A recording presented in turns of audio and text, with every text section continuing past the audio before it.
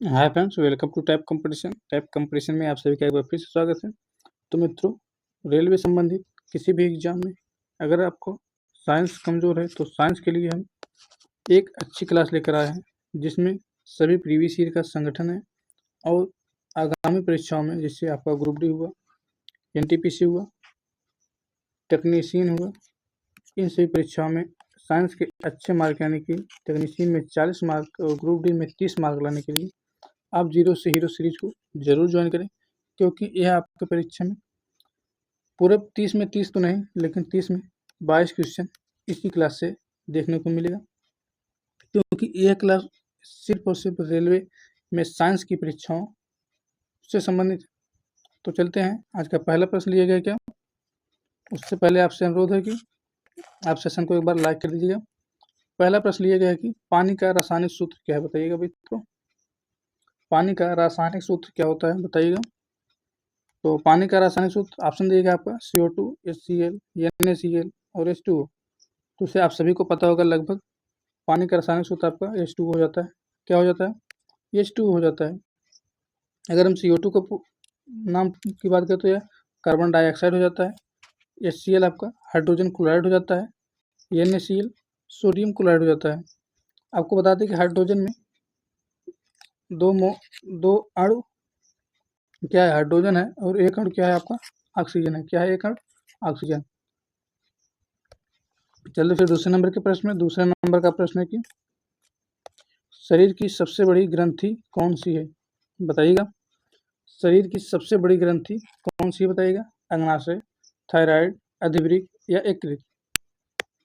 तो शरीर की सबसे बड़ी ग्रंथि आपका यकृत हो जाता है। यकृत में ही क्या होता है, पित्तरस का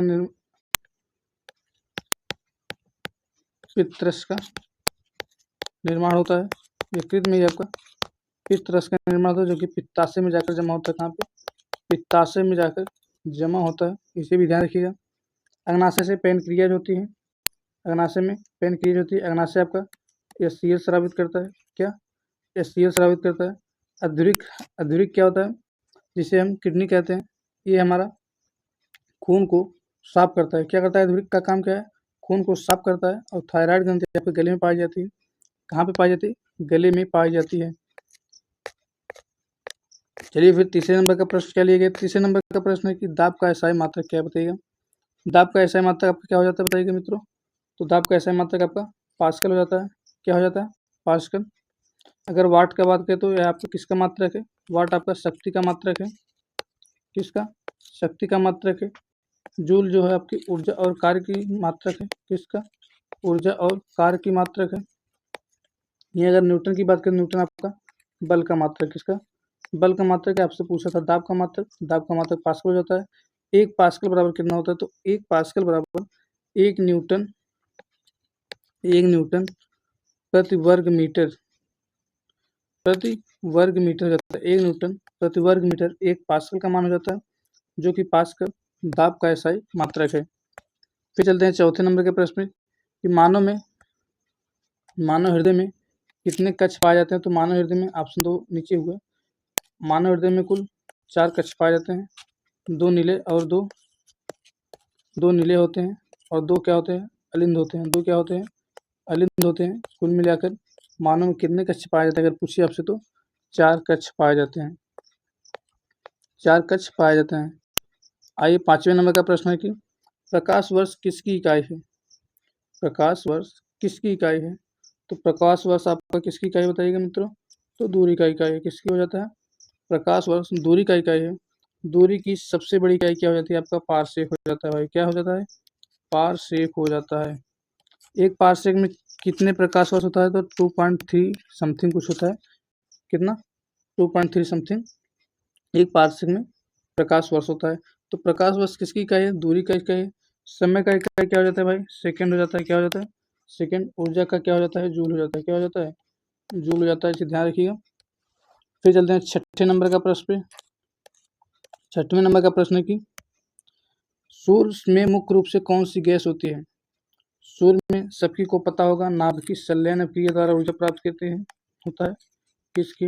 नाभ की संलयन क्रिया द्वारा सूर्य ऊर्जा प्राप्त करता है। हमें सूर्य में नाभ की संलयन ऊर्जा द्वारा ऊर्जा प्राप्त करता है। तो सूर्य में मुख्यतः कौन सी गैस होती है? तो हाइड्रोजन गैस पाई जाती है। कौन सी गैस? हाइड्रोजन गैस पाई जाती है। हाइड्रोजन गैस टूटने के बाद हीलियम में परिवर्तित होता है, जो हमें ऊर्जा सौर ऊर्जा के रूप में हमारे पास पहुंचता है। अगर हम नाइट्रोजन और ऑक्सीजन की बात करें तो नाइट्रोजन आपका वायुमंडल में सबसे अधिक मात्रा में पाई जाने वाली गैस है। कुल कितने परसेंट पाई जाती है? तो 76%। दूसरे नंबर पर आपका ऑक्सीजन आ जाता है। ऑक्सीजन वायुमंडल में कितने परसेंट पाई जाती है? अगर आपसे पूछते हैं 21.6%, यानी कि 21.6% ऑक्सीजन पाया जाता है, जो कि वायुमंडल में दूसरे नंबर की गैस है जो सबसे अधिक मात्रा में पाई जाती है। फिर हम बात करते हैं 7वें नंबर के प्रश्न में, कंप्यूटर का मस्तिष्क किसे कहते हैं? तो कंप्यूटर का मस्तिष्क हम सीपीयू को कहते हैं। किसे? सीपीयू को कहते हैं, जिसका फुल फॉर्म होता है सेंट्रल प्रोसेसिंग यूनिट। क्या हो जाता है? सेंट्रल प्रोसेसिंग यूनिट, जिसका फुल फॉर्म होता है central processing unit. Hard disk और माउस। माउस आपका इनपुट डिवाइस है। किस डिवाइस की कैटेगरी में आता है? इनपुट डिवाइस की कैटेगरी में आता है। रैम, जिसका फुल फॉर्म बहुत पूछा जाता है, क्या होता है? Random access memory. क्या हो जाता है? Random access memory. Random access memory हो जाता है। चलिए फिर 8वें नंबर के प्रश्न में। 8वें नंबर का प्रश्न है कि डीएनए की खोज किसने की थी? बताइएगा, डीएनए की खोज किसने की थी? डीएनए की खोज किसने की थी? प्रश्न पूछा आपसे। यहाँ भी ऑप्शन गजब का दिया है। पहला ऑप्शन दिया न्यूटन, दूसरा डार्विन, तीसरा सी वाटसन और डी क्रिक। तो मित्रों यहाँ आपका ऑप्शन सी और डी दोनों एक साथ सही होगा। क्या होगा? सी और डी एक साथ सही होगा, यानी कि डीएनए की खोज वाटसन और क्रिक दोनों ने एक साथ की थी। क्या? एक ही साथ की थी। डीएनए की खोज वाटसन और क्रिक ने दोनों ने एक ही साथ की थी। 1953 में डबल हेलिक्स मॉडल, डीएनए का डबल हेलिक्स मॉडल को भी प्रस्तुत किया था। जिसे ध्यान रखिएगा। तापमान मापने का यंत्र कौन सा है? बताइएगा, तापमान मापने का यंत्र कौन सा है? तो टेम्परेचर भाई क्या नापता है? थर्मामीटर होता है। क्या हो जाता है? यहाँ ऑप्शन गलत दिया है। क्या क्या हो जाएगा भाई? थर्मामीटर हो जाएगा। तापमान मापने का यंत्र क्या हो जाता है? तो तापमान मापने का यंत्र आपका ऑप्शन सी सही हो जाएगा। क्या? थर्मामीटर हो जाता है। थर्मामीटर हो जाएगा। फिर आइए 10वें नंबर का प्रश्न। 10वें नंबर का प्रश्न है कि रक्त को शुद्ध करने वाला अंग कौन सा है? बताइएगा। तो रक्त को शुद्ध करने वाला अंग आपका वृक्क हो जाता है। क्या हो जाता है? वृक्क। यकृत बता चुके हैं, यह सबसे बड़ी ग्रंथि है। सबसे बड़ी ग्रंथि है। हृदय की बात करें तो हृदय से हम श्वास लेते हैं। हृदय से भी हम श्वास लेते हैं। श्वसन क्रिया को संपन्न कहाँ करते हैं? हृदय की मदद से करते हैं। हड्डियों को मजबूत बनाने के लिए कौन सा तत्व जरूरी होता है? हड्डियों को मजबूत बनाने के लिए कौन सा तत्व जरूरी होता है? तो आपका ऑप्शन भी सही होता है। क्या? कैल्शियम। कैल्शियम शरीर में हड्डियों को मजबूत करता है। और उसके बाद आयरन की बात करें तो आयरन की कमी से हमें रतौंधी रोग हो जाती है। कौन सी रोग? रतौंधी रोग, जो विटामिन ए की कमी से होता है। उसके बाद आयरन की कमी से हमें एनीमिया रोग भी होता है। कौन सा रोग? एनीमिया रोग होता है। ऐसे ये विटामिन ए की कमी से होता है सब। हड्डियों दांतों के लिए आवश्यक है क्या? आपका कैल्शियम हो जाता है, आवश्यक हो जाता है। चुंबक किस धातु से बनती है? तो बताइएगा मित्रों, चुंबक किस धातु से बनती है? यही और प्रश्न बन सकता है कि चुंबक की खोज किसने की थी? चुंबक की खोज किसने की थी? आप कमेंट करिएगा। चुंबक की खोज पहाड़ियों से होता है। कहाँ से? पहाड़ियों पर चरवाहों ने की थी। किसने की थी? चरवाहों ने की थी। अगर यही बात करें चुंबक किस धातु से बनी थी? चुंबक आपको लोहे से बनी होती है। किससे? लोहे से बने थे। लोहा आपका एक प्राकृतिक चुंबक होता है। क्या होता है? प्राकृतिक चुंबक होता है, जिसे ध्यान रखना है आपको। 13वें नंबर का प्रश्न आपसे पूछा गया कि आंखों की रोशनी के लिए कौन सा विटामिन आवश्यक है? जो कि पीछे बता चुके हैं। विटामिन ए हो जाता है आपका सही उत्तर। क्या हो जाएगा? विटामिन ए, जो कि आंखों की रोशनी के लिए आवश्यक है। विटामिन सी, विटामिन सी की कमी से कौन सा रोग हो जाता है? तो स्कर्वी रोग हो जाता है। स्कर्वी रोग हो जाता है। ए की कमी से अगर पूछ लिए तो एनीमिया रोग हो जाता है, रतौंधी हो जाता है। एनीमिया और रतौंधी हो जाता है। विटामिन बी की कमी से रोग पूछिए अगर आपसे तो बेरी बेरी रोग हो जाता है। कौन सा? बेरी बेरी रोग हो जाता है। और विटामिन की खोज अगर आपसे पूछ ले, इंपॉर्टेंट क्वेश्चन सबसे, तो किसने की थी? तो फंक जी ने की थी। किसने की थी? फंक ने की थी। विटामिन की खोज फंक ने की थी। 14वें नंबर का प्रश्न है कि दूध से दही बनाने की क्रिया को क्या कहते हैं? दूध से दही बनाने की क्रिया को क्या कहते हैं? तो दूध से दही बनाने की क्रिया की किण्वन क्रिया कहते हैं। किण्वन क्रिया कहते हैं। दही में अगर आपसे पूछ ले कि कौन से अम्ल पाए जाते हैं, तो लैक्टिक एसिड पाया जाता है। कौन सा पाया? लैक्टिक एसिड पाया जाता है। लैक्टिक एसिड अगर जांघों में, घुटनों में अगर एकत्रित हो जाता है तो क्या होता है? हमें थकान महसूस होती है। क्या महसूस होता है? थकान महसूस होता है।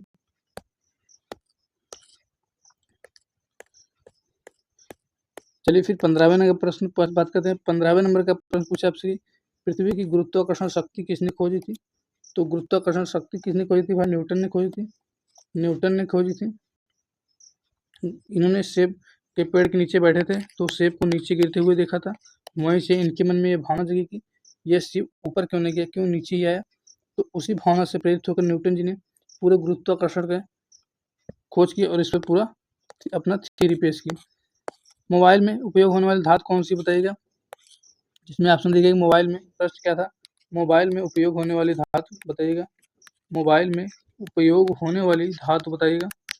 मोबाइल में उपयोग होने वाली धातु सोना, यूरेनियम, पारा और लिथियम। तो अगर बात करें मोबाइल में प्रयोग होने धातु की, तो आपका लिथियम सही उत्तर हो जाता है, क्योंकि लिथियम से ही आपकी बैटरी बनती है। मोबाइल की बैटरी लिथियम से ही बनती है। पारा एक ऐसा धातु है जो कमरे के तापमान पर द्रव के रूप में पाया जाता है। तारा एक ऐसा धातु है जो कमरे के तापमान पर द्रव के रूप में पाया जाता है। अगर बात करें सोना की, सोना आपका सबसे तन्य धातु है। सबसे तन्य धातु है। 1 ग्राम सोने में लगभग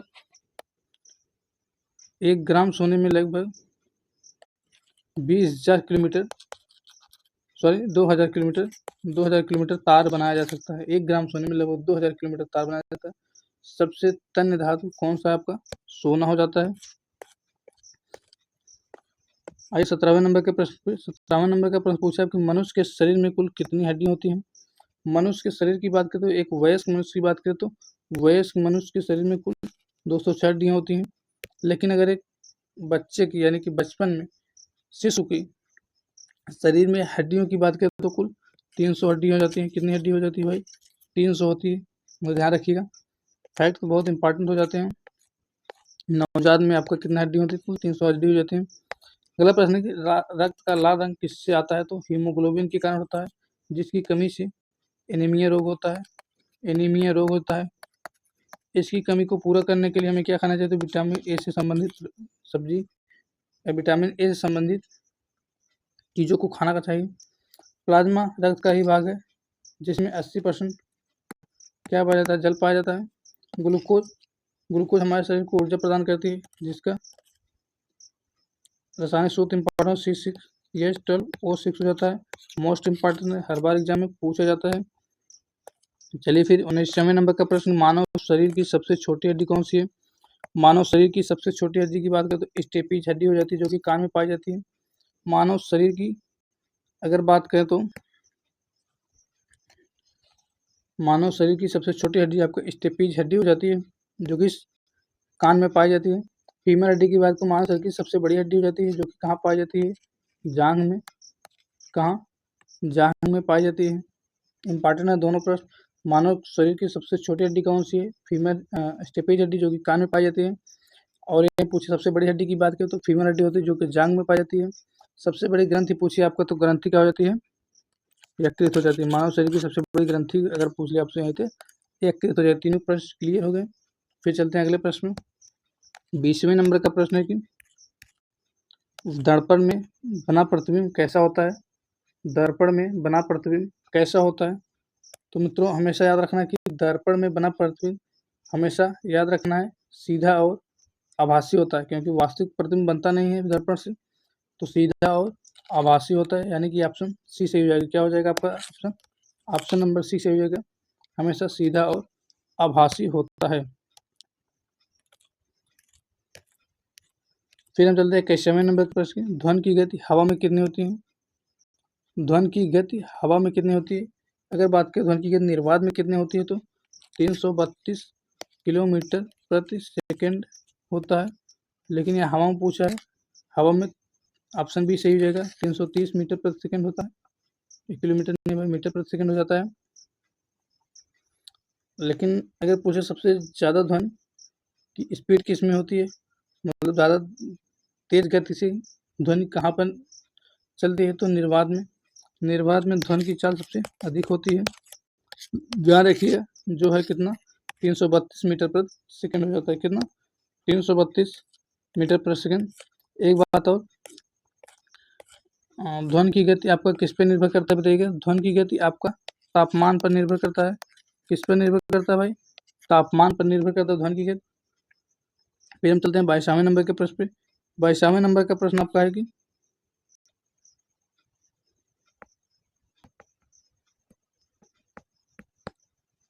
22वें नंबर का प्रश्न आपका है कि ऊर्जा का ऐसा मात्रक बताइए। ऊर्जा का ऐसा मात्रक हम जो कि पीछे बता रहे हैं, कार्य और ऊर्जा का मात्रक एक ही होता है। क्या हो जाएगा आपका, जूल, यानी कि ऑप्शन ए सही हो जाता है। वाट आपका शक्ति का मात्रक हो जाता है। किसका मात्रक हो जाता है, शक्ति का मात्रक हो जाता है। एम्पियर आपका विद्युत धारा का मात्रक हो जाता है। किसका, विद्युत धारा का मात्रक हो जाता है। यहीं पर न्यूटन पूछा, न्यूटन आपका किसका मात्रक है, बल का मात्रक। किसका भाई, न्यूटन बल का मात्रक है। प्रश्न पूछता है ऊर्जा का ऐसा मात्रक क्या, तो जूल हो जाता है। अगर कार्य का पूछे तो भी जूल हो जाता है। क्या हो जाएगा भाई, जूल ही हो जाएगा।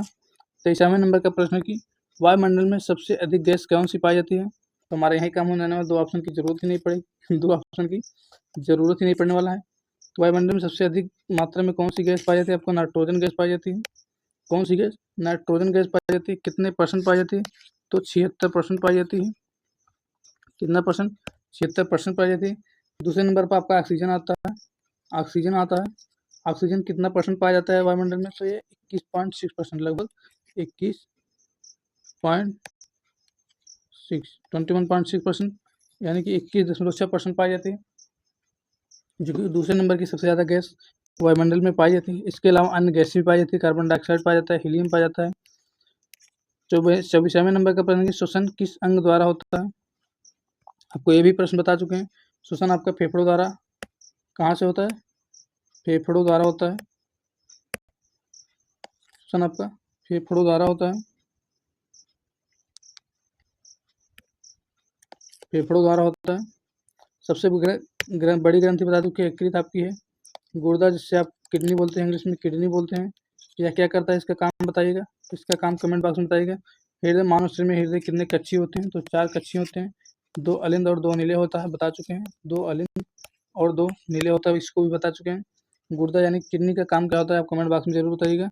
उसके बाद अगर क्लास अच्छी लगी है तो क्लास को एक बार लाइक जरूर कर दीजिएगा, क्योंकि आपका लाइक हमें मोटिवेट करता है। तो आप लाइक जरूर करिएगा, एक लाइक आपको बनता ही है। जंग किस धातु में लगता है बताइए। जंग को रासायनिक नाम बताइए। फेरिक ऑक्साइड हो जाता है। क्या हो जाता है भाई, जंग का अगर रासायनिक नाम पूछे तो फेरिक ऑक्साइड हो जाता है। क्या हो जाता है, फेरिक ऑक्साइड हो जाता है। तो जंग किस धातु में लगता है आपसे पूछे तो जंग आपको सभी लोग जानते हैं, लोहे में लगता है। कहाँ पे, लोहे में लगता है। पानी की ऑक्सीजन और पानी की उपस्थिति के कारण जंग लगता है। किसके कारण, ऑक्सीजन और पानी की कारण, मतलब जब अगर एक बात और यहाँ पूछ लिया, जंग आपकी कैसी अभिक्रिया है, तो एक रासायनिक अभिक्रिया। कैसी अभिक्रिया है, रासायनिक अभिक्रिया है। जंग कैसी अभिक्रिया है, एक रासायनिक अभिक्रिया है। जंग का रासायनिक नाम क्या है, तो फेरिक ऑक्साइड हो जाता है। क्या हो जाता है भाई, फेरिक ऑक्साइड। यह जल की उपस्थिति में ऑक्सीजन और लोहे के साथ अभिक्रिया करके बनता है। और जंग किस धातु में लगता है पूछा आपसे, तो लोहा में लगता है। 26वें नंबर का प्रश्न है कि प्रकाश का वेग किस माध्यम में अधिक होता है। तो प्रकाश का वेग बता चुके हैं, निर्वात में सबसे अधिक होता है। कितने किलोमीटर प्रति सेकंड होता है, 332 मीटर प्रति सेकंड होता है। कितना मीटर, 332 मीटर प्रति सेकंड होता है। वायु में बात करें तो 330 मीटर प्रति सेकंड होता है, बता चुके हैं। पिछले क्वेश्चन था 330 मीटर प्रति सेकंड होता है। ठीक, फिर आगे चलते हैं। 27वें नंबर का प्रश्न, ज्वर मापने वाला यंत्र कौन सा है। ज्वर मापने वाला यंत्र कौन सा है, तो थर्मामीटर हो जाता है। मीटर में हम लंबाई को मापते हैं। थर्मामीटर आपका सही उत्तर हो जाएगा। क्या, थर्मामीटर आपका सही उत्तर हो जाता है। आपके फॉर्मेट कर दें, नहीं तो अभी कहेंगे। ज्वर मापने वाला यंत्र कौन सा था, तो आपका थर्मामीटर सही उत्तर हो जाता है। अगर डी की बात करें तो मीटर, मीटर किसकी लंबाई मात्रक है, तो लंबाई का मात्रक हो जाता है। किसका, लंबाई का मात्रक हो जाता है। बैरोमीटर वायुमंडल में आर्द्रता नापने के लिए होता है। क्या? वायुमंडल में आर्द्रता नापने के लिए हाइग्रोमीटर। सापेक्षिक घनत्व नापने के लिए होता है। किसके? सापेक्षिक घनत्व नापने के लिए होता है। अगर ये हाइड्रोमीटर की बात करें तो क्या नापते हैं उससे बताइएगा। हाइड्रोमीटर से क्या नापते हैं बताइएगा। फिर यह आज का अंतिम प्रश्न था। अगर सेशन अच्छा लगा हो तो सेशन को लाइक कर दीजिएगा भाई। क्या करना है आपको? आपका काम है सेशन को लाइक कर दीजिएगा। अपने मित्रों के साथ जरूर शेयर करिए, क्योंकि बताइए उनसे group D railway NTPC technician के लिए एक प्रैक्टिस सेट 0 से हीरो चल रही है। कहाँ पे भाई? टैब कंपटीशन में। और चैनल में नए तो चैनल को सब्सक्राइब करिए, जिससे नेक्स्ट वीडियो आपके पास सबसे पहले पहुँचे और आप उसे देखें और अपने तैयारी को एक अंतिम परिणाम पाने के लिए जरूर ज्वाइन करें। तो आज के लिए इतना ही। Bye bye, take care. फिर मिलते हैं नेक्स्ट क्लास में, जो कि कल दोपहर 2 बजे होगी। थैंक्स।